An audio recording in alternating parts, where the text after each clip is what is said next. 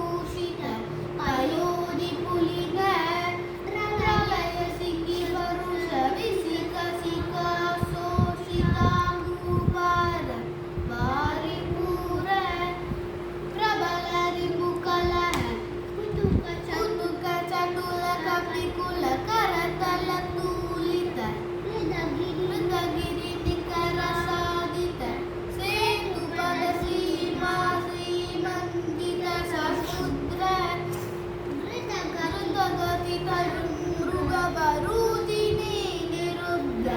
लङ्कावरोधवे पतुलास्य लीलोपदेशदेशिकधनुर्जाघोष गगनचरकनकवीर गरिमधर निगममय निजगरुडगरुडनील लवगलिता विषवदन सरकदन प्रकृतचरवनचरणकरण वैलक्ष्यकूणिताक्ष बहुविधरक्षोबलाध्यक्ष वक्षकवाटनपटिनशाटोपगोपावलेप धृत्कटुरटदटनिटं कृतिचटुलकटोपकार्मुखविनिर्गत विसङ्कटविशिकविताडन विगडितमकुटविह्वल विश्रवस्तनय विश्रमसमय विश्रानन विख्यात विक्रम कुम्भकर्णकुलगिरिधरन डम्बोलिभूतनिःशङ्क कङ्कपत्र अभिचरणभूतवः परिचरण विघटन सरबस परिपदद्ग परिमित कपिफल जलदिलहरि कलकलरवकुपित मगवजुद्गभिहनन कृत् अनुज साक्षिक राक्षसद्वन्द्वयुद्ध अप्रतिद्वन्द्व पौरुष त्रयम्बक समधिक घोरास्त्राडम्बर सारथि कृतरथ सक्रपसात्रव सत्यापित प्रताप सितसर कृतलवन दशमुख दशक निपतन पुनरुदय दरगलित जनित दर तरल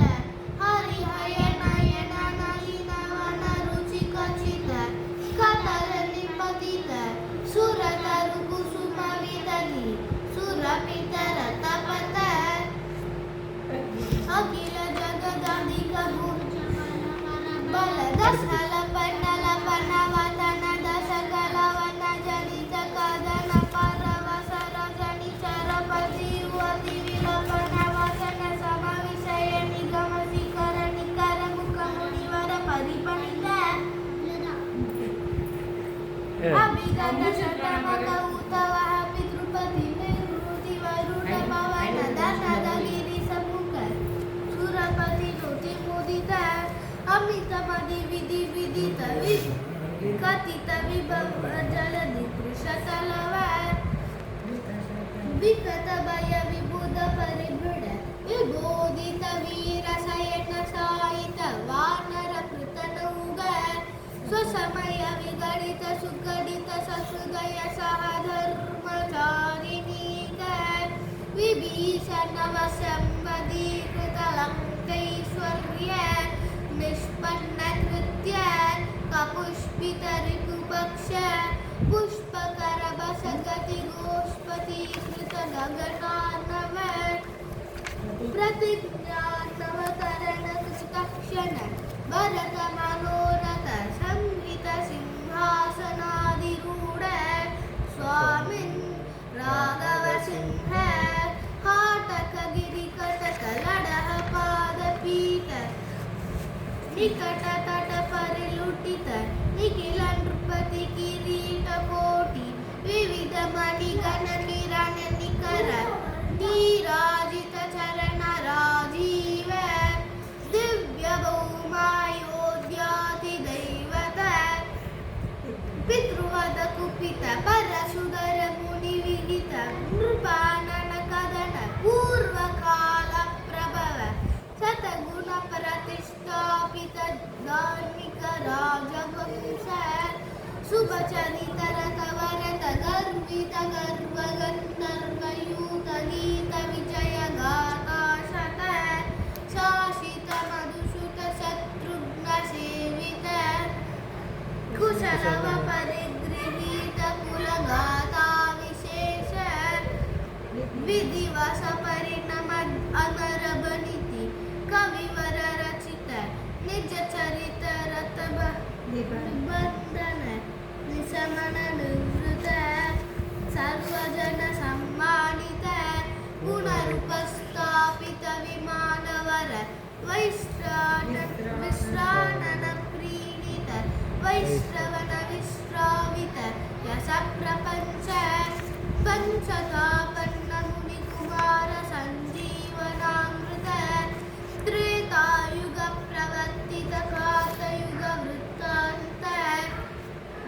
अविकल बहु सुवर्ण हयमक सहस्र निर्वाण निर्वर्तित निज वर्णाश्रम धर्म सर्वकर्म समाराध्य